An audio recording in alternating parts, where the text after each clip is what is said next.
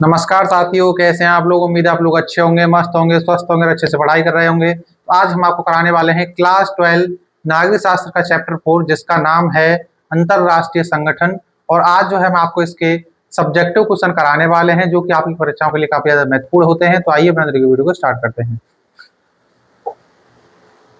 तो इसमें हमारा सबसे पहला प्रश्न है कि सुरक्षा परिषद के केवल 5 स्थायी सदस्यों को ही वीटो पावर का अधिकार क्यों दिया गया है। तो जो सुरक्षा परिषद है उसमें 5 स्थायी सदस्य होते हैं और उनको जो है वीटो पावर का अधिकार उन्हीं को क्यों दिया गया है। तो ये क्वेश्चन आपसे 2 नंबर में पूछा जाता है। तो सुरक्षा परिषद के केवल 5 स्थायी सदस्यों को, जिनमें चीन, फ्रांस, रूस, यूनाइटेड किंगडम और संयुक्त राज्य अमेरिका को वीटो पावर का अधिकार दिया गया है, क्योंकि वे द्वितीय विश्व युद्ध के विजेता थे और उन्हें संयुक्त राष्ट्र की स्थापना में एक महत्वपूर्ण भूमिका निभाई थी। यानी कि जो सुरक्षा परिषद के स्थायी सदस्य हैं 5, जिनमें रूस, चीन, फ्रांस, ब्रिटेन और अमेरिका, तो इन पांचों देशों को जो स्थायी सदस्यता में यानी कि जो उनको विशेषाधिकार यानी कि जो निषेधाधिकार दिया गया था, जैसे हम वीटो पावर के नाम से जानते हैं, तो वो क्यों दिया गया था, क्योंकि वो जो है द्वितीय विश्व युद्ध के विजेता थे, इसीलिए उनको वीटो पावर का अधिकार दिया गया था। अगला जो क्वेश्चन आता है वो है एमनेस्टी इंटरनेशनल से आप क्या समझते हैं। तो एमनेस्टी इंटरनेशनल एक गैर सरकारी संस्था है।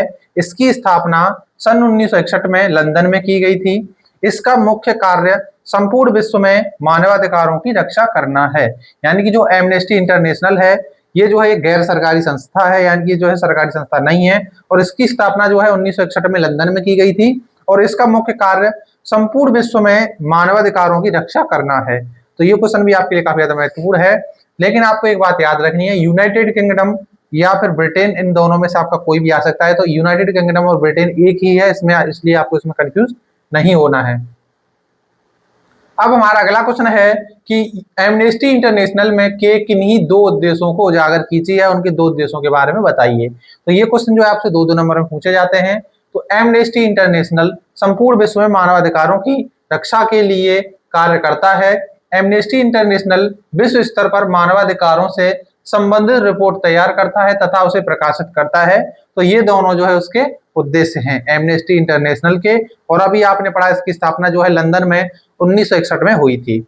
अगला आता है यूनेस्को का पूरा नाम क्या है। तो ये वेरी वेरी इंपॉर्टेंट है और ये आपके हाई लेवल एग्जाम में भी पूछा जाता है। जब आप किसी गवर्नमेंट एग्जाम की तैयारी करते हैं, चाहे आप पुलिस की तैयारी करें, एसएससी की तैयारी करें, तो उसमें भी ये क्वेश्चन पूछा जाता है कि यूनेस्को का पूरा नाम क्या है।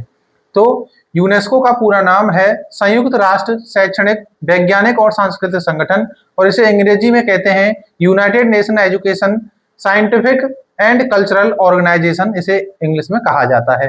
तो यूनेस्को का पूरा नाम क्या है। यूनेस्को का पूरा नाम है संयुक्त राष्ट्र शैक्षणिक, वैज्ञानिक और सांस्कृतिक संगठन। तो ये जो है यूनेस्को का पूरा नाम है। अब हमारा अगला क्वेश्चन आता है विश्व व्यापार संगठन क्या है अथवा विश्व व्यापार संगठन के मुख्य उद्देश्य क्या हैं। तो विश्व व्यापार संगठन की स्थापना 1 जनवरी 1995 को की गई थी और यह गैट की का उत्तराधिकारी संस्था थी। यह अंतरराष्ट्रीय व्यापार के नियम निर्धारित करता है।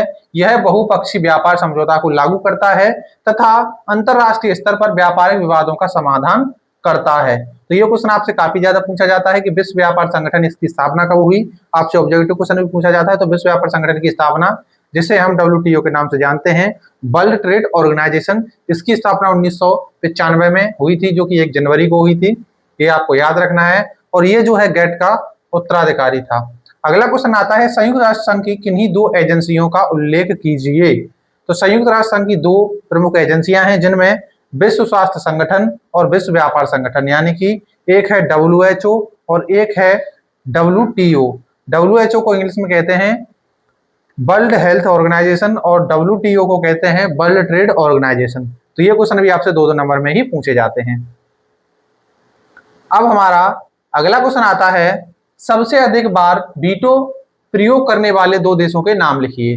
तो संयुक्त राष्ट्र संघ परिषद में या सुरक्षा परिषद में सर्वाधिक बार वीटो पावर का प्रयोग रूस तथा संयुक्त राज्य अमेरिका ने किया है। अगर आपसे पूछा जाए कि सबसे ज्यादा बार प्रयोग करने वाला कोई एक देश बताना है तो वो है रूस, और अगर आपसे कोई दूसरा पूछा जाए तो वो है संयुक्त राज्य अमेरिका, जैसे हम USA कहते हैं।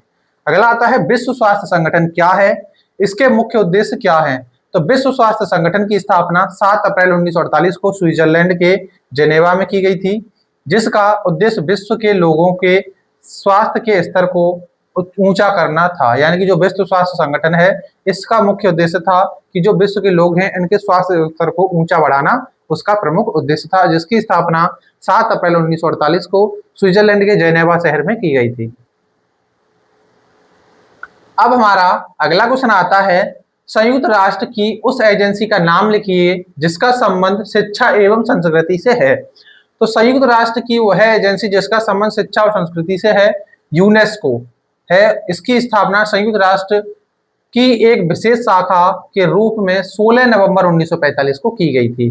तो ये क्वेश्चन भी आपको याद रखना है। आप जानते हैं कि संयुक्त राष्ट्र संघ की स्थापना जो है वो की गई थी 24 अक्टूबर 1945 को, और भारत इसमें शामिल कब हुआ, 30 अक्टूबर 1945 को। यूनेस्को की स्थापना कब की गई, 16 नवंबर 1945 को, और इसका संबंध किससे है, शिक्षा और संस्कृति से। तो ये क्वेश्चन आपसे काफी ज्यादा पूछा जाता है। अगला है, अंतरराष्ट्रीय स्तर पर काम करने वाले किन्हीं दो गैर सरकारी संगठनों के नाम लिखिए।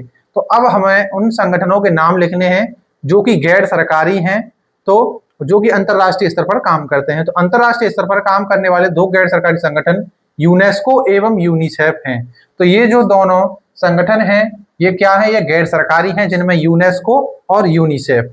तो ये दोनों क्वेश्चन आपको याद रखने हैं, इसीलिए आपको याद रखें। अब हमारा जो अगला क्वेश्चन है वो है, संयुक्त राष्ट्र संघ के किन्हीं दो उद्देश्यों को लिखिए। तो संयुक्त राष्ट्र संघ का प्रथम उद्देश्य अंतरराष्ट्रीय शांति एवं सुरक्षा को कायम रखना तथा आक्रामक कार्यवाही को रोककर शांति और अंतरराष्ट्रीय सुरक्षा के खतरों को रोकने के लिए सामूहिक प्रयास करना। और दूसरा है, संयुक्त राष्ट्र संघ का दूसरा उद्देश्य विविध राष्ट्रों के बीच समान अधिकार, स्वाभिमान तथा जनता के आत्मनिर्णय के अधिकार के आधार पर मैत्रीपूर्ण संबंधों की स्थापना करना। तो ये दोनों जो है संयुक्त राष्ट्र संघ के उद्देश्य हैं। अगला है, विश्व बैंक पर एक संक्षिप्त टिप्पणी लिखिए। ये क्वेश्चन भी आपसे 2 नंबर या 5 3 नंबर में पूछा। अगर 3 नंबर में पूछा जाता है तो आपको 50 शब्दों में लिखना होता है, 2 नंबर में पूछा जाता है तो आपको 10 से 12 शब्दों में, और यदि अगर आपको 6 नंबर में आता है तो आपको लगभग 150 शब्दों में, और 8 नंबर में आता है तो आपको लगभग 200 से 250 शब्दों में लिखना होता है। ये आपको याद रखना है। अब ये क्वेश्चन आपसे कई बार पूछा जाता है कि विश्व बैंक पर एक संक्षिप्त टिप्पणी लिखिए। तो विश्व बैंक की स्थापना 1944 में की गई थी या हुई थी। इस विशिष्ट संस्था का उद्देश्य सदस्य राष्ट्रों का पुनर्निर्माण और विकास कार्यों में आर्थिक सहायता देना है। विश्व बैंक समूह 5 अंतरराष्ट्रीय संगठनों का एक ऐसा समूह है जो सदस्य देशों को विजन और वित्तीय परामर्श देता है। इसका मुख्यालय वाशिंगटन डीसी में स्थित है। तो वाशिंगटन डीसी जो है संयुक्त राज्य अमेरिका की जो एक शहर है, उसी में इसका क्या है, मुख्यालय है।